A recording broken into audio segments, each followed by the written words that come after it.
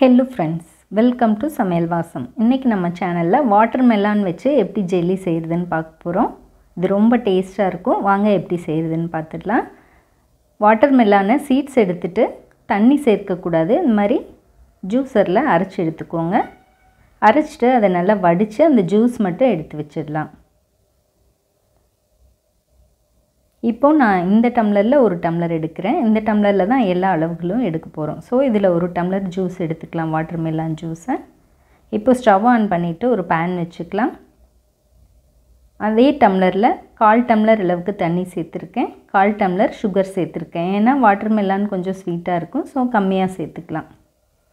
சேர்த்துட்டு இந்த sugar கரைய வரைக்கும் நல்லா கரைச்சிட்டு இந்த மாதிரி கொதிச்சு வரப்ப நம்ம எடுத்து வச்சிருக்க வாட்டர்மெலன் ஜூஸை இதல சேர்த்துடலாம். சேர்த்துட்டு அதை நல்லா கொதிக்க விடலாம். ஜூஸும் சுகர் எல்லாம் சேர்ந்து இந்த மாதிரி நல்லா கொதி வரணும். கொதிச்சு வந்ததுக்கு அப்புறமே ரோஸ் சிரப் 1 டீஸ்பூன் சேர்க்கிறேன். அது ஆப்ஷனல் தான். வேணும்னா சேர்த்துக்கலாம், இல்லைன்னா சும்மாவே செஞ்சுக்கலாம். கூடவே ஃபுட் கலர் கொஞ்சம் சேர்க்கிறேன். அதுவும் ஆப்ஷனல் தான். வேணும்னா சேர்த்துக்கோங்க, இல்லைன்னா ஸ்கிப் பண்ணிடுங்க. சேர்த்துட்டு இதை நல்லா ஒரு கொதி வர வரைக்கும் மிக்ஸ் பண்ணிடலாம். இப்போ 2 டேபிள்ஸ்பூன் கார்ன்ஃப்ளவரை 4 டேபிள்ஸ்பூன் தண்ணியில் நல்லா கரைச்சி விட்டு சேர்த்துடுங்க. சேர்த்துட்டு அதை உடனே மிக்ஸ் பண்ணிடுங்க, இல்லைன்னா கட்டி ஆகிடும். நல்லா மிக்ஸ் பண்ணிடலாம். மிக்ஸ் பண்ணிகிட்டே இருக்கையில் அந்த ஜூஸ் எல்லாமே வற்றிட்டு இந்த மாதிரி வரும் பாருங்கள். நல்லா கிளாஸி லுக்காக இருக்கும். இந்த மாதிரி வர வரைக்கும் நல்லாவே மிக்ஸ் பண்ணணும். கை விடாமல் மிக்ஸ் பண்ணிக்கோங்க, அப்போ தான் கட்டி சேராமல் இருக்கும். பாருங்கள், இப்போ நல்லா கிளாஸி லுக் வந்துடுச்சு. ஸ்டவ் ஆஃப் பண்ணிவிட்டு ஒரு பிளேட்டுக்கு இதை ட்ரான்ஸ்ஃபர் பண்ணிடலாம். நீங்கள் சில்வர் பிளேட்டில் ட்ரான்ஸ்ஃபர் பண்ணுறீங்க அப்படின்னா அதுக்கு கொஞ்சம் ஆயில் அப்ளை பண்ணிவிட்டு அதுக்கப்புறமே இந்த மாதிரி ட்ரான்ஸ்ஃபர் பண்ணிக்கோங்க.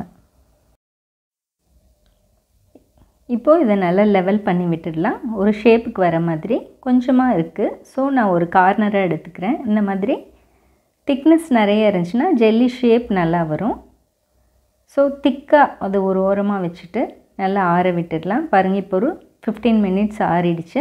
அதுக்கப்புறமே இந்த மாதிரி கட் பண்ணி விட்டுடலாம். ஜெல்லி தொட்டு பார்க்குறப்போ கையில் ஒட்டாத டைமில் நீங்கள் இந்த மாதிரி கட் பண்ணி விட்டுடுங்க.